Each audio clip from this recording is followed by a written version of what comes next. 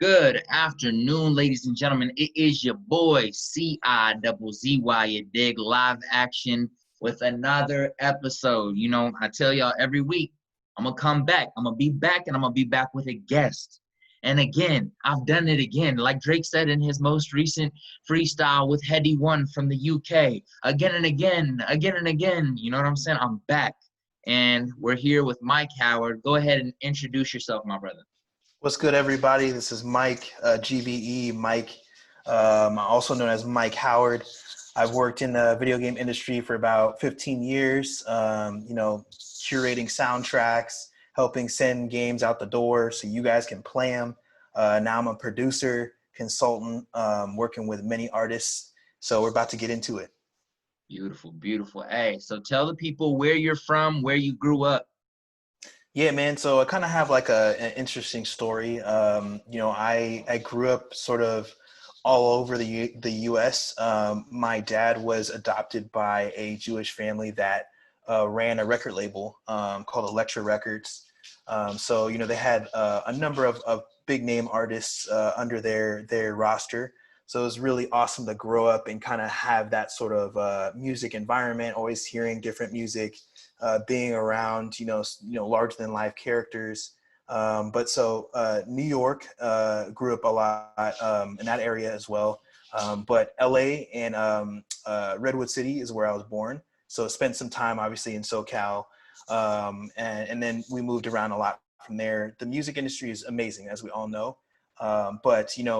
Also coming with the music, the amazing music and everything else in the industry comes that lifestyle of partying and things of that nature. So, there's a lot of addiction, a lot of things that run in that community. That's a part of how my family broke up. And from that point forward, moved around a lot with my mom. I went to 16 different elementary schools. So, I was always able to, find somebody to make friends with. And it's probably why I like meeting a lot of new people now and just, networking and things of that nature. Many years later, settled up in Santa Rosa once I started living north of San Francisco.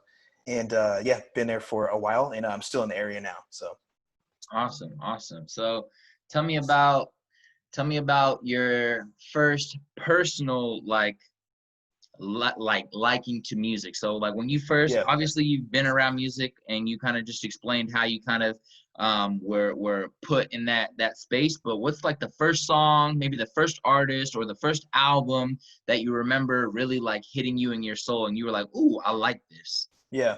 So this to me is a funny story.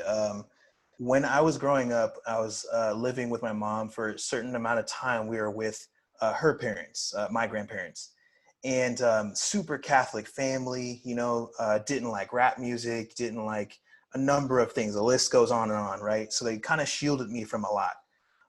But my cousin at the time, he was a teen, and he was like listening to a bunch of new songs, and he left MTV on. And my grandmother was always like, "Do not leave the TV on before you leave the house."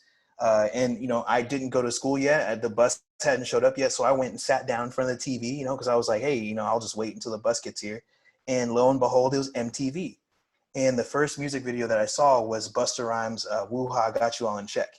Right. And for me, I was like, bro, this is like a cartoon. Like, cause he's like so crazy, like zany, Sure. Like, he's going As crazy and well as stuff. his voice, yeah. Exactly. So as a kid, I was like, yo, what is this? Like, what is this sound? What does this look like? This is crazy. Every scene is like a scene from a Batman film, or, you know what I'm saying? Some cartoon that's crazy. So I kind of fell in love with it from that point forward. And then the funny thing is, I left the house, got on the school bus, and the same song was on the radio, right? Because the song had just premiered.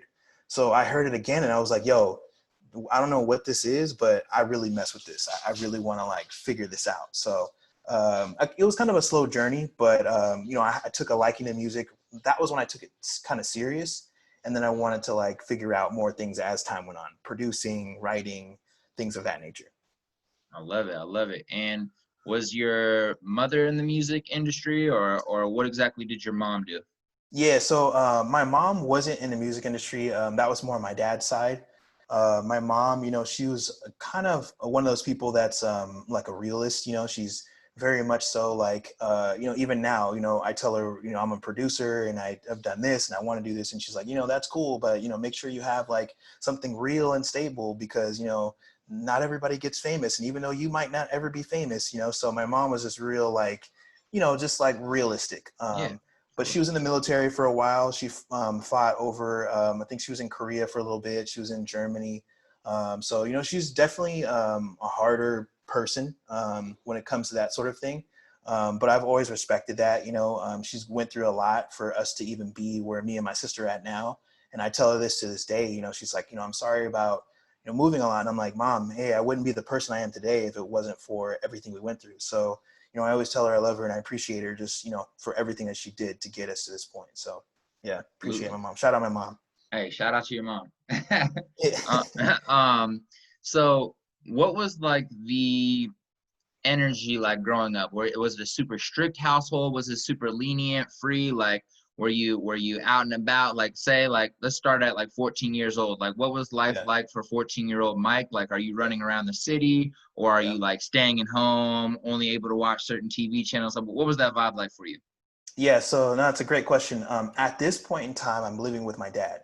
So with my dad, he was very opposite of my mom. My dad's like, kind of a dreamer, big ideas, like, yo, you could do this, you could do that, anything's possible, So I got a lot of that thinking from him. But he again with the addiction of things that was still around. Right. So there's times where he just wouldn't be home. He'd be gone for like a week, a month at a time. So for me, I was like, well, I have a sister, she's 4 years younger. So for me, I was like, I got to make sure she gets to school. I got to make sure we got food to eat. I got to make sure, this and that and the other. So there was some real stuff going on. But at the same time, I was able to kind of like escape reality through video games. Mm. So, I spent a lot of time playing games, man. I'm telling you, like I played Counter-Strike for hours. I played GTA for hours. I played these music video games called Amplitude and Frequency, I believe. I played those for hours as well. So, I was a huge gamer, mainly because it was fun and I was good at it, right? I just loved hearing people kind of yell in my ear, like, yo, this and that and the other, you're trash, yada, yada. But really it was an escape from reality. So that's where I found my love for gaming. I love it. I love it. And so I am not calling you old, but I know you are a little bit older than me. So tell me a little bit about what game systems and what games were popping when you were like 14 through 18. Yeah, so hey, I'm not ashamed to say it. I'm 33 years old today. So hey, I played. Congratulations, bro. Hey, Thank a you, lot of man. us don't make it to 33. And then And that's also, facts. also on top of that, from what I've heard from my siblings, 30s is like, being in your 20s, but like with a little bit more money and experience. So it's Yeah, like, and you're thinking different. You're like, and you're man, thinking different. investments. You're, Right. retirement. Exactly. So, but I fuck yeah, with it. man. Yeah, no, I appreciate you, bro. Yeah, man. I think the first games that I remember actually was like Atari. I was a baby, right? I was a baby, but I do remember having Atari, playing certain games on Atari. We had Sega Genesis, so I remember playing Sega Genesis. Yep, I had a Game Boy. Due to my grandparents, every summer I visited them 8 summers in a row from California. Flew all the way by myself from California to New York to spend time with them. They would buy me a Game Boy, and I would always forget to bring the Game Boy every summer. So they would just get me a new one and all the newest games. So I had Game Boy, I had Nintendo. I never had Super Nintendo, but I had Sega CD, which my dad thought was Sega Saturn. So we were like, "Yo, it's about to be lit," but we got Sega CD. So that was kind of, if you know the difference, that those who are listening to this, it's not the same at all. So yeah, had Sega CD, and then I think the big mind blowing console for me and probably a lot of people was that PlayStation. Right, that PlayStation was just crazy. So once I got that, I think that's when my life kind of like, man, I want to figure out how I can be in gaming forever because this PlayStation is crazy. Stuff's 3D, like it was different. Yeah, I think like the earliest two games I remember playing, mind you, I'm a 10 years younger than you. Okay. But The first games I remember playing are on Nintendo. What was the 007 game? What was that Oh, called? GoldenEye. Royale or Uh, GoldenEye? No, GoldenEye was GoldenEye. Yeah, yeah. crazy. Yep. On the Yo, N64. me and Yep. my brother used to play that like crazy. And Yep. it's like, I know, I just remember my dad used to like take our video game systems away. I don't know if he used to throw them in the trash or if they just disappear. I don't know. But my brother would always, find a legal or illegal way Yeah. of or of getting the game system back in the house. And we used to play that game like crazy. So I remember Yep. that. And then my brother definitely like stole a Game Boy and like brought me a Game Boy, and it was he bought me a Jackie Chan game. There was a game like Okay. Yep. that came out like Yep. about Jackie Chan or something. I don't remember the name of it. And I Yep. used to play that like crazy, just sitting there on the couch, like upside Yep. down on the Yep. couch and just like playing that. So it's like there's definitely a nostalgic vibe to like gaming and to like video games. So let's say you're playing, the PlayStation just came out. Mm-hmm. What are some like memories outside of like specifically the game that were happening in that time of life? Like what was your school like? What were kids talking about at school? Like think about the play, or maybe they are talking about the PlayStation at school, but what was that era, that energy Yeah. like Now when it's a that great game question. system came out? Yep. Yeah. So I have one powerful memory. Okay. One powerful memory. So this is when Metal Gear Solid first came out, right? Metal Gear Solid just released. Everyone was going nuts about it, right? Because it was like the first like silent sneak video game that ever released. It was top-down view. You can kind of like move around and do whatever you wanted in it. You had guns, this and that and the other. So it was like mind-blowing game, right? But I had just beat the game, right? I got the game. We're talking about it at school. I'm helping kids kind of like beat the game and stuff, telling them how-tos on certain areas, secrets and what have you. And my dad had a friend over. So I guess my dad's friend saw this case of CDs, thinking that it was her case of music CDs. And they had just gotten to, some dispute or some argument or something. I don't know. But needless to say, we had like probably 100 games in there, all PlayStation games. And and left, and I'd never seen them. So I was like no, because Wow. I had played all these games. You know what I'm Wow. saying? So they Yeah. got So so they got in like a little dispute. She was taking her like CDs, what she thought was her music yeah. away, and it Yep. was actually your big box of games, and they just Right. disappeared, and you never saw them or her Right. ever again. Ever again? Nope. That's Yep. crazy. But she did leave her music, so I discovered like 3 6 Mafia and like a Oh, few other, yeah. And I was damn. like, yo, this is hard. This is dope. Hmm. Like Scarface. Like I got into some real street stuff. So that's how I kind of like discovered that music. A little bit more about Ice Cube. At that time, he had that push rhymes like wait. You know what I mean? Like he had that song, so that was going crazy. So there was. It's sort of a bittersweet, in that situation. So speaking of music, like, if I'm thinking correctly, I could be wrong, but around like 16-year-old you, 18-year-old you, this is like when Jay-Z starting to pop off kind of crazy and become more big. This is around the time when 50 Cent comes out. Um, who are some artists you remember being like your graduate? I like giving timelines. So you like just graduated high school. Who are some artists that you remember being huge, or a song or an album, or maybe it's an event, maybe there was like maybe somebody died. Like what are some big events and music that were happening like around the time you graduated high school?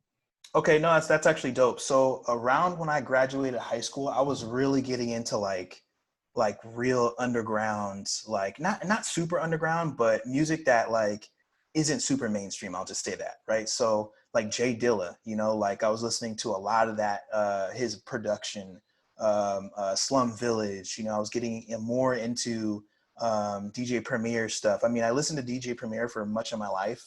Grew up listening to Guru as well, but I was listening much more on the production side. Pharrell. I was listening to Lupe Fiasco, because I was kind of skateboarding a little bit, so I was listening to a lot of like real hip hop, and just discovered it, so that was, to answer your question, that's probably more of what I was listening to. But I did, I occasionally listen to the Chingies, the 50 Cents, the Ja Rules, that whole thing, E40, as I was in the Bay Area. We had a bunch of stuff, Keek the Sneak, obviously, everybody's got their favorites when it comes to the Bay Area. But yeah, it was mainly hip hop, like real golden era style stuff. That's what I was listening to. Love it. I love it. It's funny that you brought up like Lupe Fiasco because I remember after he like released that song Push, Kick, Push, Ghost. But like first off, that vibe was crazy. But second off, it just reminds me how like hip hop kind of dominates like so many different cultures whenever it wants. Like I remember around that time, it was like I had never seen a black kid ever skate in my life. Like I Yeah, really just facts. never saw it on TV in my neighborhood, nowhere. But as soon as that song dropped, and that's like Lupe hasn't been like the hugest artist in the world or anything, but when that song dropped, that was definitely everywhere. And I remember seeing like kids start to skate. I remember seeing kids start to like, or black kids specifically, like start to Hmm. skate, start to get into like, you know, some skater swag a little bit, but like still, you know, mixing it in with what was hip hop. And then you kind of saw like an influx of that in hip hop culture for that time period. And it's just funny how anytime something like pops off, like hip hop finds its way in there, or hip hop had something to do with it popping off, and it just becomes a part of hip hop culture, which then like spreads, you know, worldwide, of course. Exactly. Yep. Um, which is kind of like what's happening with gaming a little bit in my and from my point of view. Um, No, that's right. but before we get there, you finish high school. Do you go to college? What was life after high school like? Yeah. So for me, you know, again, I just because my upbringing was like so like chaotic. For me, I had at this point in time in high school, you know, applied for a job. Summertime hits, right? You go on the senior trip. Everybody's happy. We graduated high school. It's like, man, okay. You know, I've been thinking about college, but I'm like, do I want to go to college? You know, I thought about the junior college, which was local. Funny story, I actually wanted to be a stunt car driver because I Wow. kind of like, yeah, I really like, you know, Fast and Furious had dropped, Need for Speed. I was playing a lot of that. So I was like, man, I want to be a stunt car driver because I can do all this stuff in cars and you know, it'd be amazing, right? It'd be great. Then I looked at how much the classes cost to learn how to race, right? Because we have a raceway very close to my house. I was like, okay, that's a lot, you know. Then I started looking at doing my research. I like to always do research on what these occupations are and what these people go through to get there and how their life is once they make it. And like a lot of these stunt car drivers are talking about breaking 300 bones or something, you know, just some crazy, I mean, not 300, but it's some crazy amount. And I'm like, you know what? I think I'm going to skip this, you know? So I actually just randomly saw this ad in the paper that was like, hey, we're looking for quality assurance testers for a video game company. They didn't say what company it was, but I just applied online and I ended up getting a call back like within the week. And they're like, hey, man, we want to bring you in for an interview. Would you be interested? I'm like, yeah, sure. You know, I still didn't know much about what was going on, but I was like, yeah, sure, whatever. Didn't think it was going anywhere. My dad's not thinking it's going nowhere. He's like, this is a dream. It's fake. Like, you know, let's look for a real thing. I'm like, all right, cool, whatever. So went to the interview and basically they sat me down in front of this computer screen with an Xbox 360, or no, I'm sorry, original Xbox, because it was just before the 360 dropped. And they're like, all right, what we want you to do, Mike, is we want you to play this game and then just play it for 1 minute. And then, you know, once the minute's done, tell us all the issues you found. That was it. That's all they said. I was like, okay, cool, whatever. So I played for the minute and then they came back. They're like, all right, write down a list on this computer of all the things you found. And yeah, it was like, you know, this was NBA 2K. At this time, I'm not a huge sports guy. You know, I don't play a lot of sports games. My dad loved playing them, always kicked my butt in them. So I hated playing them. He beat me by 30, 40, 50 points. Right. So he's walking off the court like Jamal Murray was last night. Just I'm walking off the court like that because I'm taking L's every day. So yeah, you know, I wasn't really into sports, but I played it. And yeah, you know, I gave him the issues. It was like every player looked like Kobe Bryant, untextured players. The songs were cutting in and out, you know, things like that. So they realized I had a really good eye for detail and I could find much of the issues that were in front of me. And I named a few things that weren't so obvious to find. So they're like, you know what, you have a good eye for this. We want to hire you. And that's how I became a tester for NBA 2K. So I did that for about 3 years. Yeah. And I had just had my son too at that time too. So I was like, bro, Oh, sick. I gotta figure this out. You know, I Yeah, gotta of course. find something, you know? Of course.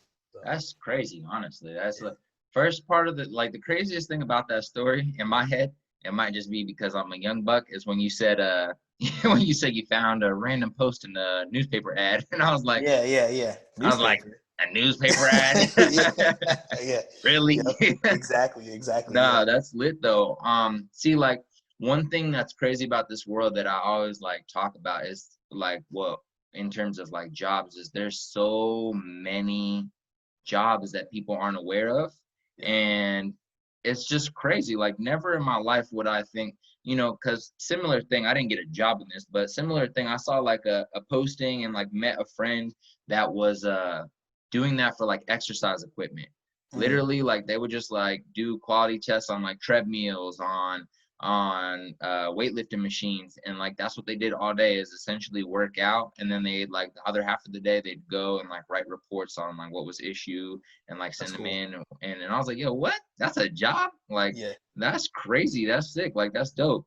So to hear that, you found that at a young age, and it was like, something random, you ended up getting it, super lit. But talk a little bit about your first 3 years doing that. Like what did that experience teach you? What did that like, did that help you develop a deeper love for video games, or did that make you feel a little separate because now you're working in it and you're having to like, dedicate time and energy to something instead of just playing it and like being entertained? You're like, what, like how did that affect your journey Yeah. overall when it comes to gaming? Yeah, no, I think I'm sure, and not to say that I'm an NBA player at all by any stretch, but it's probably similar to how athletes realize real quickly that when you're in the NBA or NFL or MLS or whatever sport that you play in, that this is like it's a hobby. That's why you're here, and that's what's keeping you going. But this is a lot of work. You know what I'm saying? Like for me real quickly, especially in sports games, right? Like so say I load up the game and I find out that everybody on the court looks like Kobe Bryant, right? That's a clear issue. So then what happens is I put that issue in the database. The developers say, okay, hey, this issue's fixed in the next version of the game. So then we download that next version of the game 2 days later, and then I gotta look for that issue again. So I gotta load up the same two teams in the same court, you know what I'm saying? And you're doing that with like 200, what we call bugs. Those are the issues. 200 bugs sometimes a day.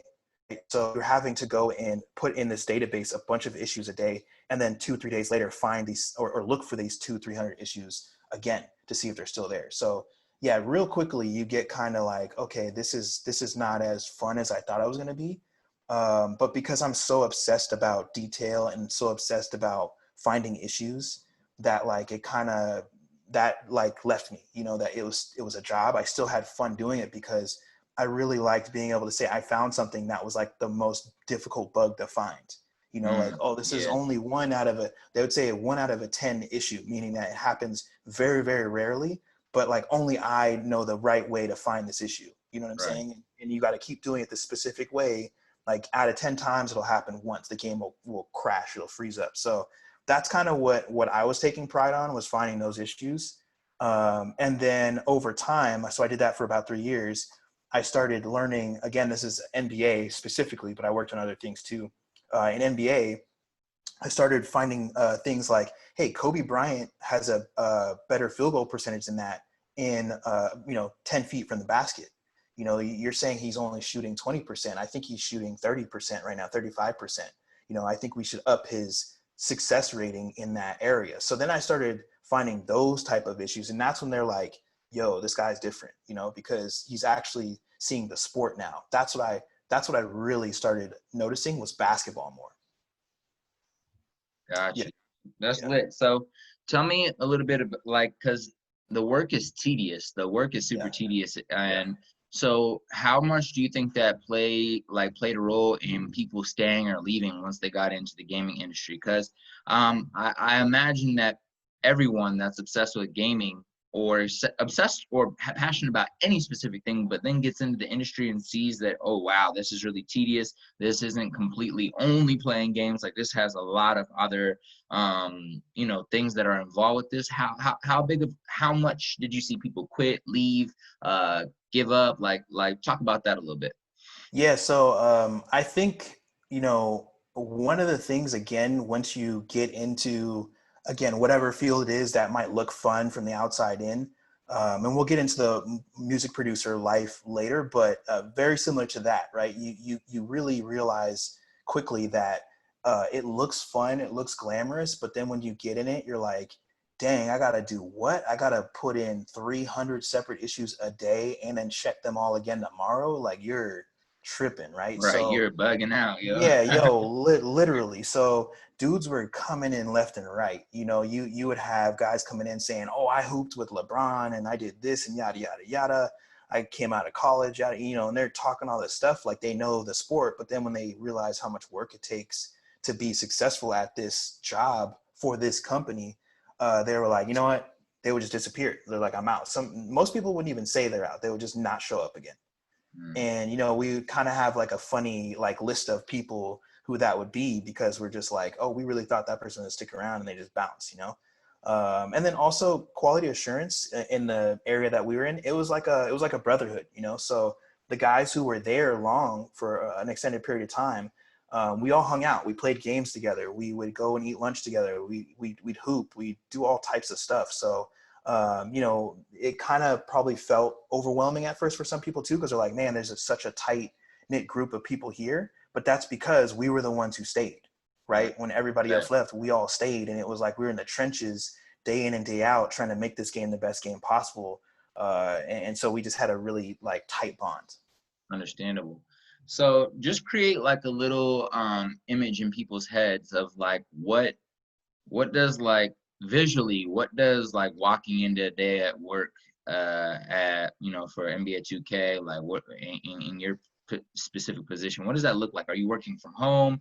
Are you on desktop computers and cubicles? Or what's like, just real quickly, it doesn't have to be deep, but just create a visual image for individuals. Like for those 3 years you were walking into work, what did that look like? Yeah. So as a tester, when I was doing that job, basically I would, you know, drive to work, right? I was blessed enough to make enough money, buy a car, because again, I just got out of high school, didn't have much. So blessed enough to get a car. I would drive to work, get in the office, right? We had this, you know, machine we got to clock in. So, you know, there's a bunch of banter there. We're probably talking about sports, probably talking about, you know, the newest racing games or whatever, right? We all played games at the end of the day, so we were always talking about something. And then we would go and have to get a build, which is what the version of the game would be called. They'd be like, all right, we got to get our builds, and then we got to go get a controller, and then we go sit down at a station, and then we would get to work and essentially load up the game. You know, let's just say we're on the original Xbox at this point in time. Load up the game, and then we get the make sure the VCR is rewound, right? Because at this time we didn't have all this, you know, what we got OBS now and all this other stuff, right? Didn't have that then. So load the VCR up, rewind it, make sure the tape was clean and good to go, and then just hit record and just start playing. So you would just do that until you find issues. And then when you find an issue, you make sure you got the tape, you numbered the tape and the time, and then you go to this database of where you put in the issues, make a report. That report would get sent straight to the developers via email, and then the video would be archived. So if the developer did need to see the issue, that tape was accessible, and then you just get right back to it. You just keep on going. Crazy. That's crazy to just Yep. think about. Like the games we play at home, like people often forget have such an intricate, you know, development process behind. And there's so many people behind the scenes that are putting in lots of hours, you know, sweat and tears literally. And just to create the game that turns out to be amazing, that turns out to become our lives, you know, for some of us.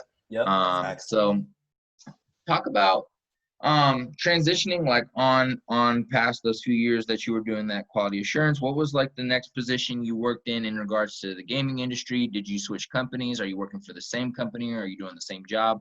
Talk about your transition out of quality assurance and where you went from there. Yeah. So it's again, is, you know, as most people's lives, interesting transition. The company had moved to LA and to China, the quality assurance part of the business. And now they're also in Vegas, I believe. But at this time, they're like, hey, we have some stuff open at the HQ, because the quality assurance team was not a part of the company's headquarters. We had our own separate facility. Yeah. So At this time, they're like, hey, there's some spots that are available at the headquarters, and we're looking to fill those spots with people who understand the game well and who are willing to learn, if not already understand video editing, willing to learn video editing and things of that nature. So I was like, hey, sure, I'll do it, because I'm always one of those people that's like, I'm willing to take on a new challenge and learn more. So I said, yeah, let's do it. And I ended up going and applying for it. And there wasn't a lot of people who applied for it, which was great. But it was kind of interesting at the time because all we had to do essentially was play the game really well and record certain camera angles of us playing the game. And then that footage would be compiled into what's known as a trailer. So I was basically the one, like YouTubers, right? They go and get all this footage, they make a video out of it. So that's kind of what we were doing at a very early stage. But we were just the capture specialists. So we'd capture the footage using crazy camera angles, send that to the editor, and then the editor would chop that up. And then that's how we got those crazy NBA 2K trailers or NHL, MLB, Top Spin. I was working on all the trailers for those games. Wow. Oh, that's sick. Yeah. That's sick. Yeah. And So and you said like kind of similar to live streamers. This is pre-popularity of live streaming, correct? Yeah. This is like, people are still, this is what, 09, I think, around that time, 09 to 2010. So people are, it's there. But I mean, we're still working off of like Betamax SP. Like there's still like tapes that we're dealing with to send the tapes of footage that we capture of a game to an MLB stadium that hasn't updated to like digital yet, so this was still that like transition era for a lot of companies. But yeah, we were, working on, After Effects. We were working on Final Cut. We had all that stuff for ourselves. But yeah, a lot of the companies we're working with in sports teams did not. So that did that for about 4 or 5 years. Got you. That's sick. Quick question. What's how much does the actual league, I don't know if this is a question you can answer, but I thought I'd ask anyways. How much does an actual, like the NBA, NFL, or not NFL, but NBA, NHL, how much do these organizations, like these leagues, have to do with the game itself? You get what I'm saying? How much totally. work do they, like how much collaboration happens between them and the gaming company? Mm-hmm. So how it works is if you want to create something, like say you want to make your own video game, right? And it's got Steph Curry in it, it's got LeBron James, it's got Chris Paul. What you're going to have to do is you're going to have to make a deal, a licensing deal with the NBA and the Players Association. So you're going to have to go and negotiate these deals in order to even use the NBA's teams and marks and likeness, as well as the players and using their names and likeness. So to answer your question, they have a very heavy influence. But with that being said, they're not like in the weeds of things all the time, So, right. It was really cool because we got to be as creative as we wanted to. But I mean, just like, if you had a brand and you were a pretty like family-friendly brand, you don't want somebody to be throwing in like drug use in your product, Right. or what I'm saying, murder or things like that. So they were very cautious of that, which I would agree. If with my own brand, I would do the same thing if I licensed it to somebody else. So they were very careful about that. But otherwise, they're just like, hey, just make amazing stuff, make amazing videos. Make the NBA the coolest thing ever. Same with MLB, NHL, and all that. So they're great to work with. Amazing. And that kind of makes me think, like, I bet you there was like around what you just said, like, just being careful of like, what's in the game that's representing your brand, representing your organization. I bet you when they started to implement into NBA 2K, like the interaction, like My Player, where you can play like street ball with other people, where they have like they have moments where they talk to each other, like the little where you can like skip or whatever, like skip this scene or skit. I bet you like that was like a moment where they were like, "Aye, bro, what are they saying? What are they not saying? We don't want them to say that." Right. I always used to like wish in my life, like, I don't know why, I'm not even an aggressive individual, but I always used to be like, man, I wish I could fight on NBA 2K. Like when somebody fouls you hard, turn around and just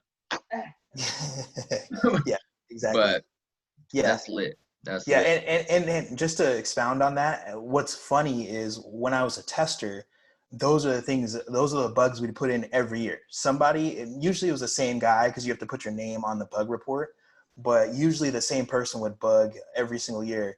Unlock fight mode for NBA, right? Unlock fight mode for NBA. But once I got to the marketing side of the business, then I had a conversation with them as a joke, but they would say, no, we don't want to highlight that because of, specific events that have occurred which have changed the people's lives on the receiving end of these fights. So they want to not necessarily forget about it. I mean, they do, but they also just don't want to sort of show the brand off in the times when it was a dark time. Right, right. Real life, real life, real life. Yeah. And so you just spoke on when you got to get a little bit of a insight into the marketing side of the business. Was that because of a new position, or was that just access to new employee coworkers that you met and had conversations with? Yes, no, that's a great question. So I was on video editing, right? And I'd been here for years at this point. And, I got to a point where, I started having good ideas for the game that I felt like I would share with the developers. And they were like, yo, this is a dope idea. This is a dope idea. You should check out marketing. You should talk to the marketing guys.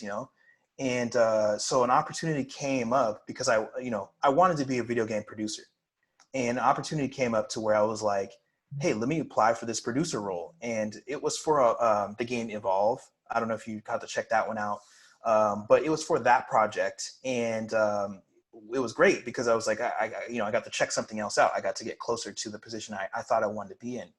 And then I got a email and a call and an office sit down with somebody from the NBA team. And they're like, yo, we need you to come back to the team because, you're no longer making the NBA edits for us. And, you're very strong in that field. We need that quality back. So I was like, all right, cool. I'll come back. But they're like, and this time though, you're not going to be on the video team. You're going to be on the marketing team. So Mhm. that's kind of how that transitioned. And then I was just kind of like, hey, I want to work on this and this and this now. Like I want to do more than just video editing. I want to learn the business. I want to learn marketing. I want to learn all these things. And they're like, let's do it. So it was an amazing opportunity, to kind of jump from the video editing side to another game for like 4 months and then jump back to sports. But this time it was like the release for PS4. So I got to experience that, the new console coming out, showing the game off in front of thousands of people, 5,000, 10,000 GameStop employees, things like that. So I got to experience a lot of different things in marketing, which was, again, a blessing, and I appreciate it to this day. Yeah, if you could give like one solid memory or experience or event or rollout that really stood out to you when you were working on the marketing side, what would that be?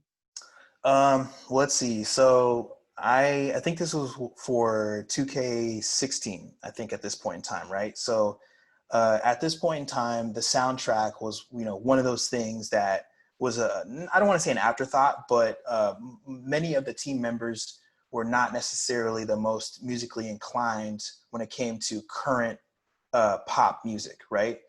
So many of the guys who were on the team were really into like, music from the 80s and the 90s and things like that, which is dope. But at this, 2016, it's like, we're starting to hear about different people now, like we're just, the music landscape is so much different. So they're like, yo, Mike, you're showing interest in music. You're talking to us about music and getting this included into everything. Why don't you handle the soundtrack? And I was like, all right, cool. So I immediately was like, told, come up with a strategy, come up with an idea. What are we going to do, right? Because now that you own something on this big product that is being sold to millions of people, now you're held accountable, right? So you got to come up with a strategy. You got to come out with the rollout. You got to come out with all these things.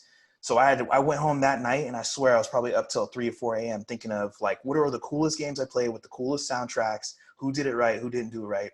And I really liked how GTA did the radio stations.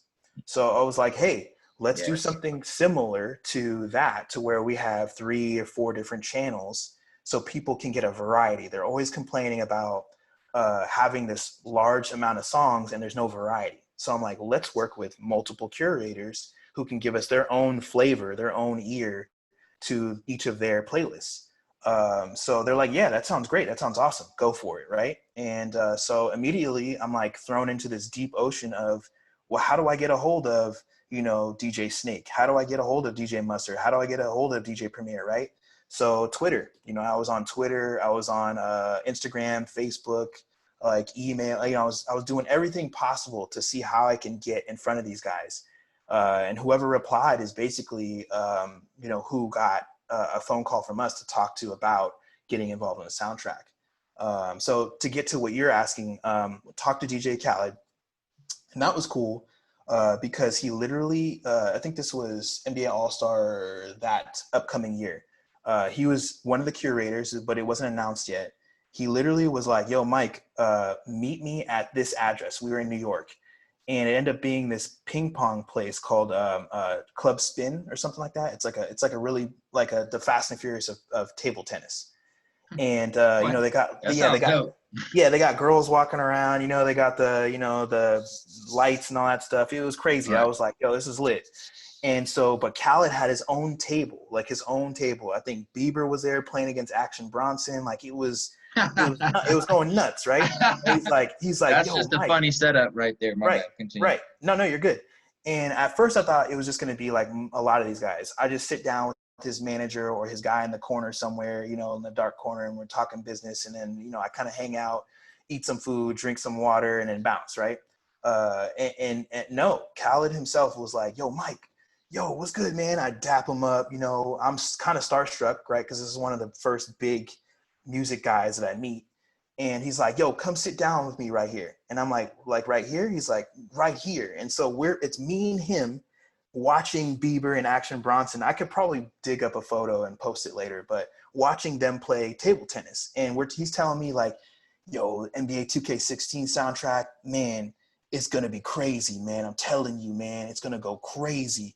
And I'm like, wow, he really talks like that. Like he really, like that's real. Like he really is like that. But yo, that to me changed my life because I felt like he saw me as a business person. I not as a fan, not as like a regular dude, but he saw me as a business person. And I saw just kind of like how he's still a big kid. He really loves video games. He loved that game and he really wanted to do a good job. So it showed me like, hey, dude, like we can really make something dope here. Like, let's put all the starstruckness away and let's like get to work, So that was cool. That changed my life. That really changed my life right there. So, absolutely. And I think, my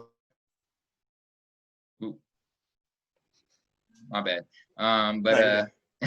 So I think that it's important to like just state there that,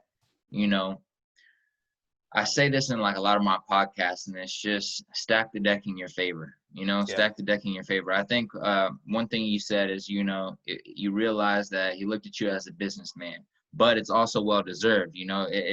It's 8-9 years, working in the industry. It's 8-9 years of speaking, being able to see different parts of the business. It's 8-9 years of not giving up when things got tough. Because if you really pay attention to the business of gaming, a lot of you guys that listen know that it's a tough industry to be in terms of, a lot of different things. So, that's facts. That's facts. Yeah. So and also you got to think about the color thing too, right? It's like absolutely. How many minorities are in gaming. It's literally, I was just reading a fact yesterday and was talking about how like women along with men are like or black men, my bad, minority folks and women are like the lowest like represented in the gaming industry, and how big of that issue of sexual harassment is, but also like we just mentioned, the lack of representation of black and brown people. So yeah, you staying and sticking into that, and I know how it feels to like be in a workspace or just in a space in general and be the least represented person in there. Is like, you can say, oh, well, it's not that big of a deal. Yes, it is. It definitely, like, obviously we can live life, be happy, have fun, make friends, but there's something about being the only person in a space and the feeling of not being really understood completely. Or maybe your values respected. And so anyways, but aside from that, like, you stayed in there and you put in work, and if you stack the deck in your favor, when opportunities come to sit down with individuals who who are major players in any industry, you want to make sure you know what you're talking about, and you want to make sure you can do the best job you can. Because if you come in unprepared just because you got thrown in there, you know, it's like, what's the point? So Yeah. I just wanted to state that it's No, important I to stack appreciate the it. deck in your favor and put in that work, that groundwork, because when that opportunity comes, or when you get the opportunity to do a big thing like launching a new, you know, more attention on soundtracks for a huge game that's runs across the world, like you need to make sure you're prepared for that. You can't just be like, oh yeah, cool, I got an Right. opportunity. Let me just Let me throw see. the Let me shit. just You know, see. it's like, Yeah. nah, I Yeah. put in the work. I'm ready for this shit. I'm Yep. going all in. You know what I'm saying? Yep. So Yep. I respect Yeah. that. And just to add, I think the biggest, so say we fast forward, right? The game's about to come out, but we're going to announce the soundtrack, right? Over the summertime, there's a lot of announcements for 2K, as you're seeing for 2K21, which I think drops this week at the end of the week. But yeah, I mean, what you'll see real quickly is you'll see all the fans get on Twitter as soon as that soundtrack is dropped, or they'll get on IG, or they'll get on Facebook, or wherever they got a voice. They'll get on it and they'll start bashing everything if it's not good, right? Mm-hmm. To them, if it's not good, right? Because it's all Thanks. subjective at the end of the day. But yeah, I mean, you'll learn very quickly. Okay, I made a mistake on this. I made a mistake on that, right? So anytime a soundtrack was getting announced, I wasn't sleeping, man. I just, my nerves are going nuts, and are there leaks? Are there, who's saying what about it? This artist, and did this artist get into trouble? And there's always something, right? So, because if an artist did something crazy, we got to take them off the soundtrack when I was there. So, yeah, it was very great learning experience. I'll say that about myself. I got to learn what I can handle under pressure and scrutiny. Absolutely. Absolutely. Well, first off, that's super dope. You know, that you got to work on that project. I don't know how you feel about it, because I know you were in the trenches having to do it, but from an outsider looking in, you know, growing up and like listening to those soundtracks and like singing the songs I didn't know, like on the school bus on the way to school because I just played the game, or like, you know, skipping class so I can go home and, you know, catch up on the game, and like enjoying different beats and not enjoying different, you know what I'm saying? Like, Yes, sir. so Yeah. it's cool to see from the outside looking in. But in regards to working on the soundtracks, how long did you do that from what year to what year? And you know, when did you stop doing that? Yeah, that was the first one I worked on, which was the first soundtrack I worked on for NBA 2K was NBA 2K16. That's when I officially worked on it. I helped on 2K15. I believe that was the one with Pharrell and KD. So I kind of helped with that. Like, I had to pick all the songs. I didn't have to, but I helped because I wanted to make sure it was good. Picked all the songs with Pharrell, and it's also a funny story. I think he put it in a video somewhere as well in an interview, but he said for the soundtrack, he just told his intern to pick whatever was on his iPad or iPod and send that to 2K. So I saw the soundtrack and I was like, none of these songs are his. They're all like songs he sampled and stuff, which is cool, but only producers or music nerds would get that, So I was like, kids wouldn't get that. So, but yeah, so fast forward 2K16 to 2K20. That 2K20 was the last one that I like had total oversight and helped pick music for, worked with artists to get songs early, things like that. So yeah. Sick. And it's funny because like I wrote all these questions down, and I don't know if you know or like have been paying attention, but any of the questions I wrote down, I haven't asked a single one. Oh, Like, it's all good. It's all good. nah, but it's just, you know, you have an interesting life. We've been flowing with the I conversation, appreciate so you. it's dope. Um, so there's like so many different questions I have right now. I got to choose one like in my head. So Shoot, um, man. yeah. So in regards to the curators, like each year, did that change how you guys approached curators, or who you approached? Like, was it first year only DJs, or was it like we're approaching everyone? Was it like second year? Okay, we're approaching specifically artists that are new, or like was the curators you chose, like how did that work out Yeah, in the no, head? How'd you guys yeah. decide who you were going to approach? Yeah, no, that's a great question. The first year, it was just we want to do something new. We want to do something that's going to grab somebody's attention. We want to do something that is different for the brand, it's going to make noise on the internet. Low key, it's going to like be viral. It's going to go viral. So that you know, strategy of having the radio stations and then who we worked with, the reason why it was Mustard and it was Premier and Khaled was because they were all the different evolutions of music, right? Yep. For me, I was like, I liked Khaled because he's created a bunch of hits. He's still doing it, right? And back then people were like, Khaled, why are you picking Khaled? And I'm like, he's made songs with all the legendary artists. Does he not deserve that credit? You know what I'm saying? So to me, I felt like he was hot in the early 2000s to, 2010, 2015. He was creating hits. Premier, obviously, he's got the whole golden era hip hop with Nas and anybody you can think of. He's worked with them, right, and made legendary music. And then Mustard, because at that time he was like the new young kid off the street, like, yo, I'm making all the hits right now. So that was a strategy coming out of that. And yeah, just to expound more on that, yes, there is more strategy as the years went on, because it was like, cool, we did it for 2K16, but now what? Like 2K17, what can we do different? 2K18, what can we do different? So one of the years, I started really doing research, like literally the game's out for 2K16, and then that summer is starting, right? So we're already working on the next game at that time when I was there. And basically, I'm like, what can we do different? And we talked about getting like female artists involved and things of that nature. So I was looking at a bunch of different people as far as, who's a great writer, who's a good producer, who's a good all-around artist, indie artist, things like that. I started really respecting what people did more than just being a performer. So, that's why Grimes came about, because Grimes to me is an artist that's, she's writing her own songs, she's mixing her own songs, she's creating the art, she's performing it by herself, right? She's her own DJ. Like, she's just nuts, right? She, in a good way. She's just like super talented and a genius. And I get why Elon Musk was like, let's have a baby, because we're gonna have a super genius baby, right? So, to me back then, I was like, she's crazy in a great way, and I want to like highlight this person, so that's why I worked with her. And Noah 40, for obvious reasons. I'm a huge fan of what he does in the R&B world. I think he has a very specific sound, and what him and Drake have done will go down in the history books, in music. I think they've created classics upon classics. So I just wanted to be, I wanted to let him know, like, yo, I'm a fan of you. I'm a fan of your work.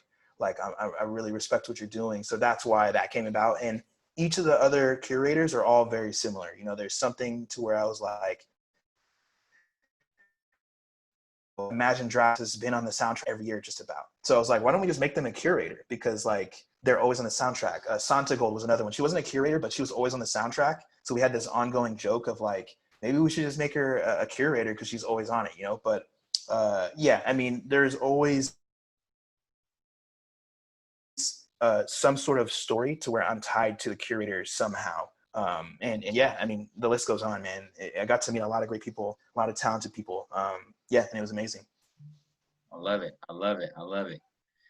Man, we've been having a good conversation. Ladies and gentlemen, if you've been listening, thank you. If you have been tuned in the entire episode, thank you, thank you. And if you're still listening right now, but you want to take a break, that's fine. Pause it, come back later this week, share it with a friend, let them catch up to where you're at so y'all can talk about it together.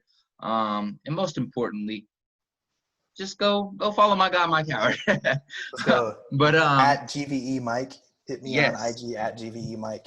yes, and technically we're running short on time, but I'm gonna run over time, and we're gonna ask a few more questions if you're good with that. Yeah, let's get it, man. We could do a part 2, however. Blessings. So I want you to tell me a little bit about your production life. When you started producing. The specific question I have for you is, when did you make your first beat, and do you remember what happened to that beat? Yeah, so that, again, funny story. I was playing, I think it was like Frequency. I think it was Frequency. I forget. It was one of those music games, Frequency or Amplitude. I forget which one, but it had the Jungle Brothers in it. And, I was kind of like, messing with like EDM, kind of like the DJ world where, they're doing the scratch contests and all these different sounds. And in these music games, you can make your own beats. You can make your own music. And so that was kind of like my DAW back then, like I would just go into amplitude, frequency, and go into just like free creation worlds mode. And I would just be making beats off of the game. And I don't know if you've played it, but you're basically on this tunnel, and you basically have to, it turns, and in the line that's coming up to the user, you have to press like X on the right timing in order to hit that note or to hit that production sound. So that was kind of how I learned how to make beats. And then my dad used like really old tech, the ASR 10, which is a sampler. He used Cakewalk for Pro. So my dad was also a musician. He had guitars and all types of things. So I was always around it, but that was like the first beat I made was in one of those video games, which is funny. That beat's gone. Yeah. Cause it was saved on a PlayStation memory card. That thing has been gone. And I was mad too, cause I lost a memory card. Yeah, fast forward. So 2019, I decided, I'm like, hey, I want to, make that leap into music. And that's about when I was like, all right, I'm going to go work for myself. So, I decided to start my own LLC, start my own company, and just do music production and help, artists market their music and sort of guide them in that process of like, how does music licensing work? How does sync licensing work? How do I get synced onto, video games, music, and TV? Like, how do I, because there's no clear direction. If you go Google it right now, they'll tell you, oh yeah, just go do this. But then it's like, it's really difficult to have your stuff heard and found. So that's what I do on the consulting side. But music production, yeah, I produce for like Dribble Too Much. I've worked with Eric Bellinger, Ye Ali, and I'm working with more right now as we speak. So yeah, man, that's my passion. I really enjoy the production, and now I'm starting to get into songwriting as well. So Sick. And I think one thing that you reminded me of right there is just how cool it is to see like different individuals and industries like cross paths and like cross pollinate. So like we see you and how your music experience growing up and being exposed to your father's business, and then being exposed to gaming and your escape, and how you combine those two, and how you ended up in that field, like eventually after like 8 years at 2K, ending up like working on the producing side and soundtracking side. And then how how that helps artists out in the music industry by getting, like you were mentioning, sync licensing or just licensing on these games. And then how we're starting to see the gaming industry and hip hop and like these different artists starting to live stream and starting to make money that way. And then like you were just mentioning right there, just integrating the two of like your experience in regards to consulting and then also producing. And then when it comes to individuals, like crossing over, like Dribble Too Much, for the majority of you guys who know this individual, great basketball player, but great trainer, like became like popping on IG because of his great training and great cool ass videos. But then decided to tap into music, mix that with his health and basketball journey. And it's just like so crazy how everything can integrate if you find a way to integrate it. So talk a little bit about how, or actually let me ask you this question. So because I want to stay on your music journey before we jump into these business like questions. But what producers, songwriters, just music individuals overall do you consider like a primary inspiration?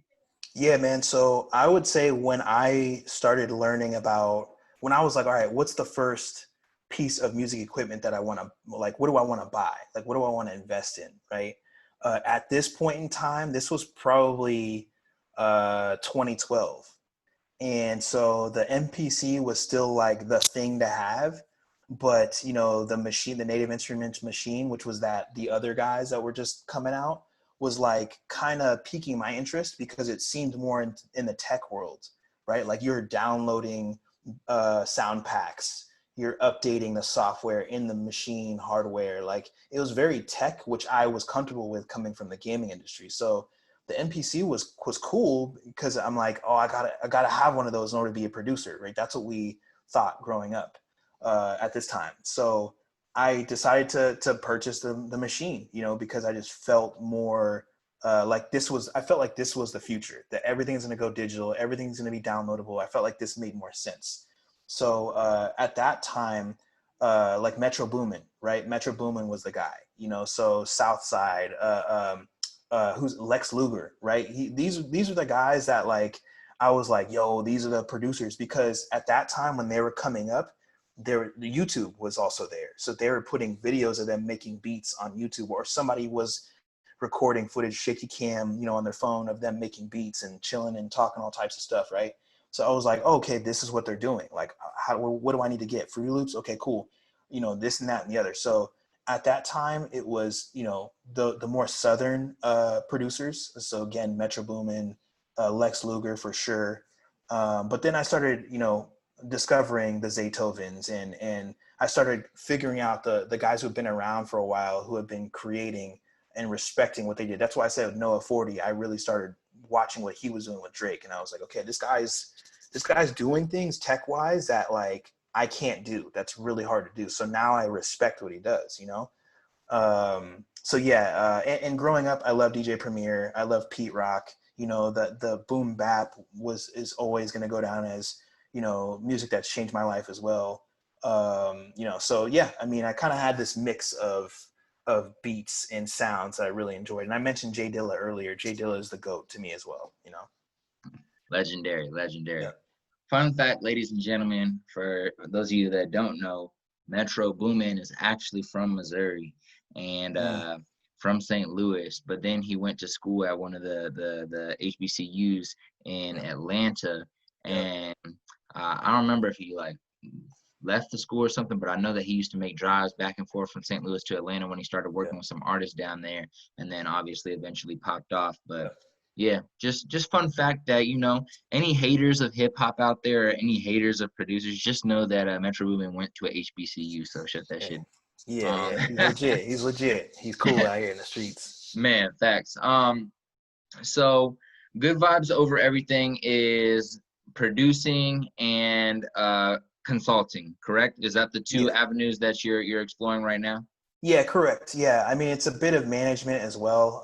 You know, I do manage Dribble Too Much when it comes to much of his, you know, Hand of Life brand stuff, his video game partnerships as well, and you know, just other you know, things that we're trying to go and discover when it comes to, like you said earlier, getting business done and merging these different cultures and things together with what he's doing. So yeah, man, I've been working with a few other artists as well who are coming up. This kid, White Sosa from Memphis, who's doing, you know, some amazing things as well. So I'm working with him and his team there.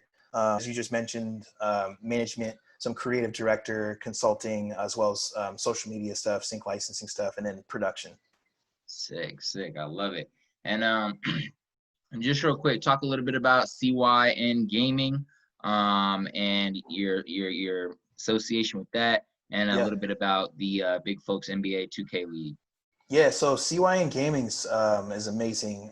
You know, Nico Brim, you know, Christian Combs, Kai Cash, all the guys over there from that camp, all amazing, really talented, creative kids.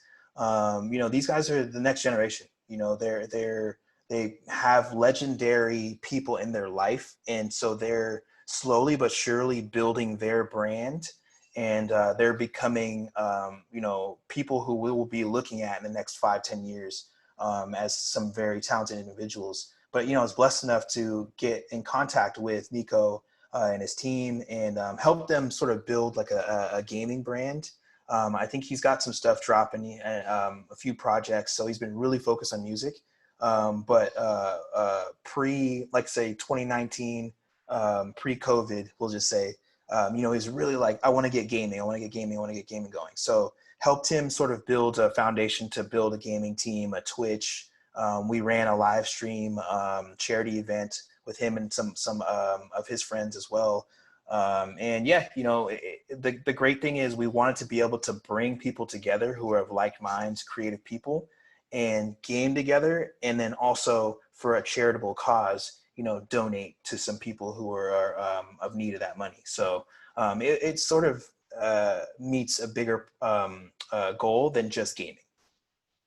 Love it, love it, love it. And So speaking of like gaming teams, we're starting in the merging of cultures. We saw the past few days FaZe Clan signing Ben Simmons, Bronny Yep. James the Yep. other day. Just seen that. Um, Yeah. and it's just really cool to see like how huge gaming's becoming. If we look at revenue over the past few years, the gaming industry is making more revenue each year than the NBA, than the NFL, than the NHL, and Uh-huh. I think they were mentioning PGA combined. Yep. Yep. That makes So sense. so for individuals, like I know you already know this, but for individuals listening, if you can find a way if you're passionate about gaming, first and foremost, but if not, and you're just passionate about business, if you can find a way to associate yourself, get your learn, research, educate yourself about the gaming industry, I highly suggest it. I know I have people on here who listen for just my positivity. Some people listen Yeah. for business. Some people listen to learn about new individuals. But let's not fail to mention how big gaming is right now and how big it will continue to grow over the next few years. Hmm. If you're not seeing it, you're being blind. Open your eyes, check it out. I'm not the hugest gamer, but I'm doing my best to learn about it. So just a suggestion to Yeah. my Yeah. listeners. And hey, here's another thing, right? Just go Google your favorite game and see how many copies it sold Mm. at $65 or $80 or $100. Just times that number up, and then you tell me, is gaming profitable or not? You know what I'm saying? So, hey, these companies are making money, but think about it like this, right? Like, there's a rapper out there that's like, got a decent following, and he's like, man, I want to create a Twitch account. How do I do that? I don't have the time to do it. I don't want to take the time to do it. This software is intimidating. Who can help me? You could be that person. You know what I'm saying? If you just reach out to some of these guys, like I said about the DJ Khaled moment, if you just take that fan moment, that fan personality of yourself out for a second, and you become the business you, and then you just say, hey, I think I can show this guy how to use Twitch, then you might be a part of their team. You might be now the gaming person, a part of that team, helping getting them their Twitch channel going, tournaments, just playing with them online. Maybe you're helping build their gaming fan squad or something, right? Like, I think a lot of us take the simple things for granted, because they're so easy for a lot of us to do, but we forget that people who are so busy, they just don't have the time to figure that stuff out. So Straight up. there's some of these guys looking for people like that. And if they're not looking to like hire you straight up to do that, like you gotta think about the same exact thing and think about what's already popping. What do you see on YouTube ads every day? Courses, Yep. webinars, online courses. You may think it sounds dumb because you like Mike just said, you understand how to live stream on Twitch, or you understand how to build a gaming team, or you understand these things, but a lot of people don't. So you create a little online course, you put Mm-hmm. the right advertising behind it, and you're providing enough value, there's another stream of income that you can make right there. And that's a way for you to work your way deeper into the industry. So Yep. there's so many ways to win nowadays, especially with the internet, with our iPhones, with our laptops. Like, we have so much access, and to not take advantage and to not explore different avenues that we weren't once aware of is just dumb. So Yep. No, I feel you. I feel you. um Thousand can you percent. can you speak on your how you ended up on complex conversations, or I Yep. forgot what they call it, Yep. and then talk a little bit about that experience before we talk a little bit about some more business stuff, and then we'll hop off Yeah. because I know I'm taking a lot of your time right No, now. no, you're good. You're good. You're good. Yeah, man. You see, that's the one thing I love chatting. I love talking it up, chopping it up. So, no problems here. But yeah, man.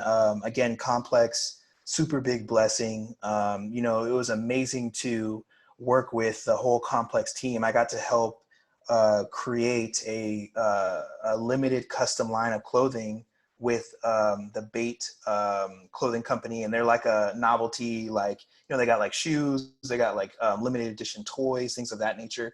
But got to create a clothing collab with them and 2K. And so for ComplexCon, they covered the story, they covered how we came up with the design, and just really why it was even there. And that was awesome. It was cool. It was a great opportunity for me to kind of learn more about the clothing world, even though I have a passion for it. There's always just stuff we don't know.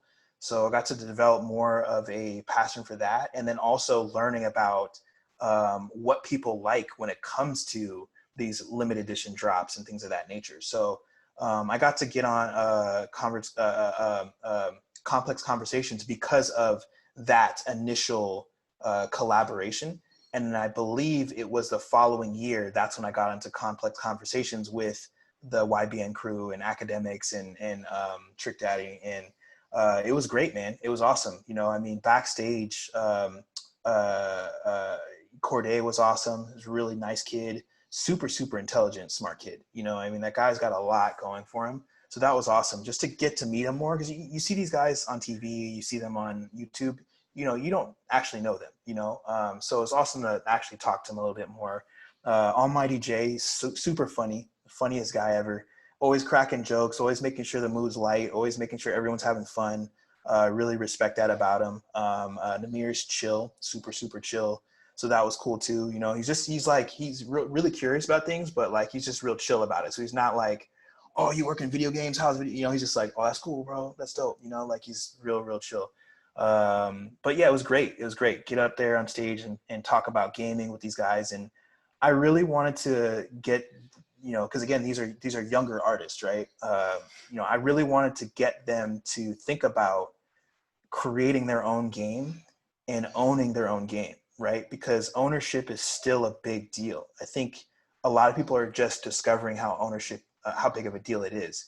But I wanted them to sort of, like, the questions we were asking and the comments I was making, I wanted them to realize, like, bro, you guys are making such great amount of money right now. You can invest in making your own video game if you want it. Could be an iPhone game. It could be something for iPad, could be on Xbox, PlayStation, whatever. But they have the following and they have money to at least explore that opportunity and own that game, right? How many video games are owned by, you know, Black people? You know what I'm saying? So that was kind of where, you know, I was heading with that whole convention and that whole conversation. So again, super blessed to be able to do that. And, you know, Trick Daddy was dope too. He was very much in the same thing about, you know, these young kids got to learn about ownership, man. They got to make, you know, they got to correct the mistakes a lot of the, you know, old heads, quote unquote, were making when it came to music. So And yeah, it pay was your great. taxes. Exactly. Yeah. Exactly. Yeah. But yeah, man, it was dope. I appreciate it. I'd go back and do it again. Definitely, I was nervous as hell because I had never been on a stage with, you know, the younger guys when it came to music. You know, but the crowd wasn't that big, so I was like, you know what, man, we're all homies here. We're all gamers. We're all just having fun. Let's just chop it up. So it ended up going really well. Yeah, love it, love it, love it.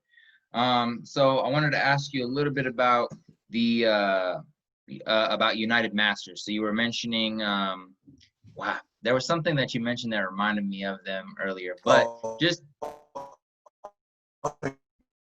but it was probably ownership, like owning, you yeah, know, like so you out. Yeah.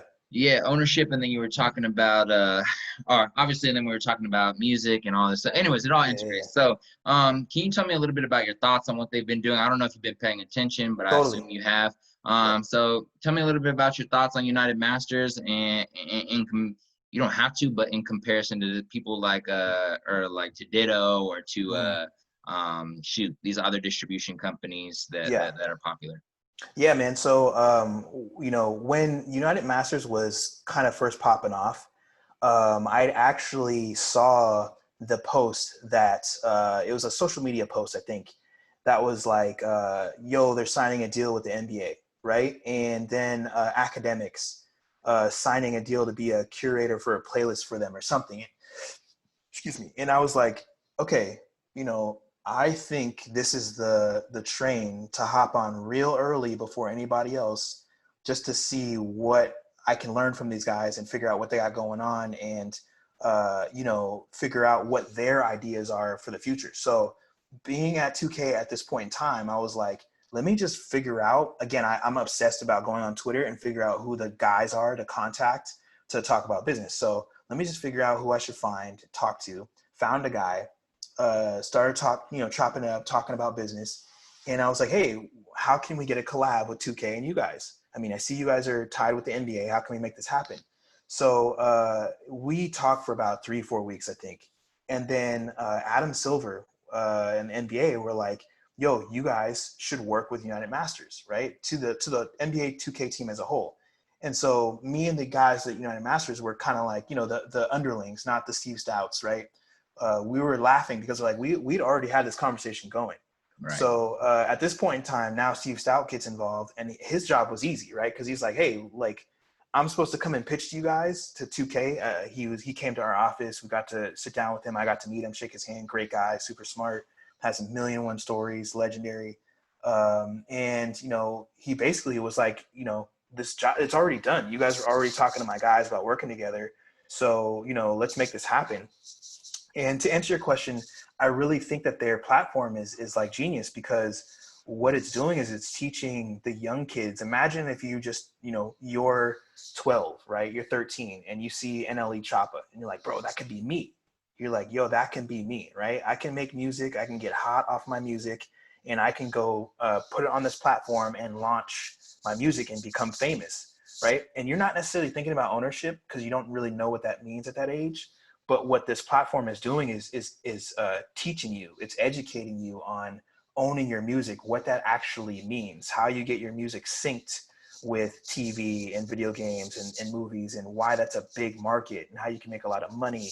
So I like what they're doing because they're educating. It's a great business platform for new artists, but they're educating you. And I think that's the most valuable thing out of this whole situation, is that their education is going to go over, I think, as one of the biggest things that they have to offer. Love it. I love it. I love it.